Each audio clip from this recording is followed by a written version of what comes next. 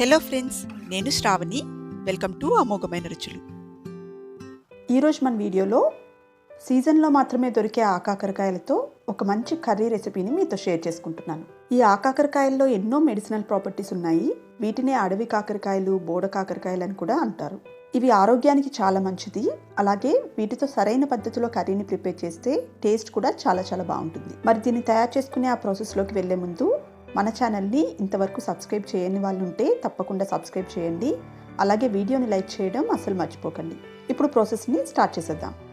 దీనికోసం ముందుగా ఒక 250 గ్రామ్స్ అంటే పావు కిలో వరకు ఆకాకరకాయలని తీసుకుని శుభ్రంగా కడిగి తడి లేకుండా ఒక క్లాత్తో తుడిచిపెట్టుకోండి.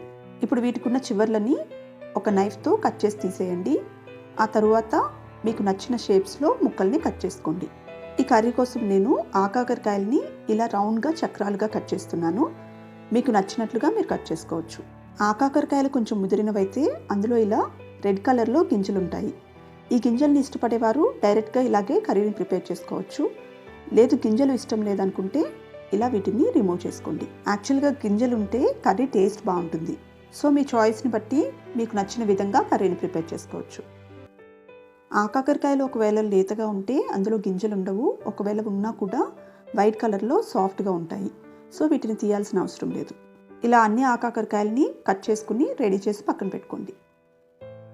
ఇప్పుడు ఒక ప్యాన్లోకి 2 టేబుల్ స్పూన్స్ ఆయిల్ని తీసుకోండి. ఈ ఆయిల్ కొంచెం హీట్ అయ్యాక ఇందులోకి కట్ చేసి పెట్టుకున్న ఆకాకరకాయ ముక్కల్ని యాడ్ చేసుకోండి. వీటిని హై ఫ్లేమ్లో కలుపుతూ 1 నిమిషం పాటు వేయించండి. ఇలా 1 నిమిషం వేయించిన తర్వాత ఇందులోకి 1/4 టీ స్పూన్ పసుపు, 1/2 టీ స్పూన్ కారం, అలాగే 1/2 టీ స్పూన్ గరం మసాలా పౌడర్ని యాడ్ చేసుకోండి. ఈ కారం మసాలాలు ముక్కలకి పట్టేలా ఒకసారి బాగా కలుపుకోండి. ఇలా కలుపుకున్న తర్వాత దీనిపైన మూత పెట్టుకుని ఒక 5 నిమిషాల పాటు మీడియం ఫ్లేమ్లో ఉడికించండి. ఇలా 5 నిమిషాలు మూత పెట్టి ఉడికిస్తే ముక్క మెత్తబడుతుంది. ఇలా ముక్క మెత్తబడ్డాక మూత తీసి మధ్య మధ్యలో కలుపుకుంటూ మీడియం ఫ్లేమ్లో బాగా ఎర్రగా అయ్యేంత వరకు వేయించుకోండి. ఇవి వేగేలోపు ఒక మిక్సీ జార్లోకి 1/2 టీ స్పూన్ ధనియాలు, 1/2 టీ స్పూన్ జీలకర్ర, అలాగే ఒక 1/2 టీ స్పూన్ సోపుని వేసుకోండి. ఇప్పుడు ఇందులోకి 3 ఉల్లిపాయలని ఇలా ముక్కలుగా కట్ చేసుకుని యాడ్ చేసుకోండి. ఇప్పుడు వీటిని మెత్తగా పేస్ట్ అయ్యేంత వరకు బ్లెండ్ చేసుకుని పక్కన పెట్టుకోండి. ఇప్పుడు ఆకాకరకాయ ముక్కల్ని చూస్తే ఇవి ఎర్రగా వేగి డ్రైగా అయ్యాయి. ఇలా క్రిస్పీగా వేగిన తర్వాత ఇప్పుడు వీటిని ఒక ప్లేట్లోకి తీసేసుకోండి. ఈ ముక్కలు ఎంత ఎర్రగా వేగితే కర్రీ టేస్ట్ అంత బాగుంటుంది. సో వీటిని క్రిస్పీగా వేయించుకున్నాక ఇప్పుడు ఇదే ప్యాన్లోకి 1.5 టేబుల్ స్పూన్స్ వరకు ఆయిల్ని తీసుకోండి. ఇప్పుడు ఇందులోకి ఎండుమిర్చి ముక్కలు అలాగే ఒక రెబ్బ కరివేపాకు వేసి వేయించండి. ఈ తాలింపు వేగాక ఇందులోకి బ్లెండ్ చేసి పెట్టుకున్న ఆనియన్ పేస్ట్ని యాడ్ చేసుకోండి. ఆనియన్ పేస్ట్ని వేసేసుకున్నాక దీన్ని హై ఫ్లేమ్లో కలుపుతూ వేయించండి. ఇలా 1 నిమిషం పాటు వేయించాక ఇప్పుడు ఇందులోకి కొద్దిగా పసుపుని యాడ్ చేసుకుని కలుపుకోండి. ఇది బాటమ్కి స్టిక్ అవ్వకుండా మీడియం ఫ్లేమ్లో కంటిన్యూస్గా కలుపుతూ వేయించండి.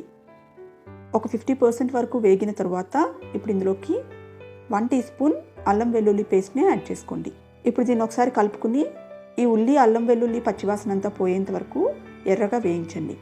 ఇది పూర్తిగా వేగిపోయాక ఇప్పుడు ఇందులోకి 1 టీ స్పూన్ కారం, 1/2 teaspoon garam masala powder, అలాగే రుచికి సరిపడా సాల్ట్ని వేసుకుని అంతా బాగా కలుపుకోండి.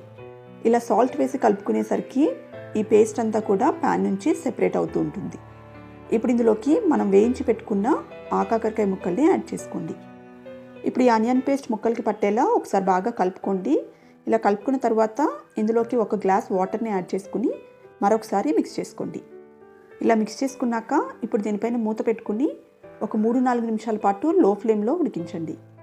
ఇలా 3-4 నిమిషాల పాటు లో ఫ్లేమ్లో మూత పెట్టి ఉడికించాక చూడండి ఆయిల్ అంతా పైకి చేరి కర్రీ దగ్గరగా అయింది.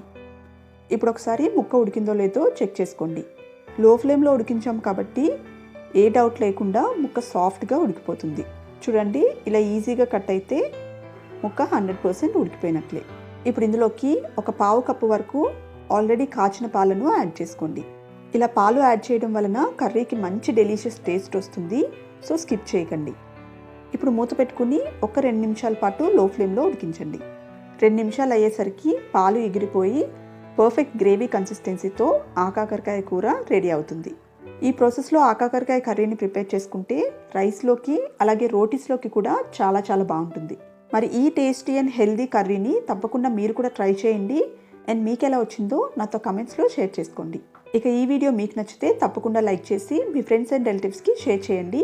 అలాగే మరిన్ని రెసిపీస్ కోసం అమోఘమైన రుచులు ఛానల్ని సబ్స్క్రైబ్ చేయండి. Thanks for watching.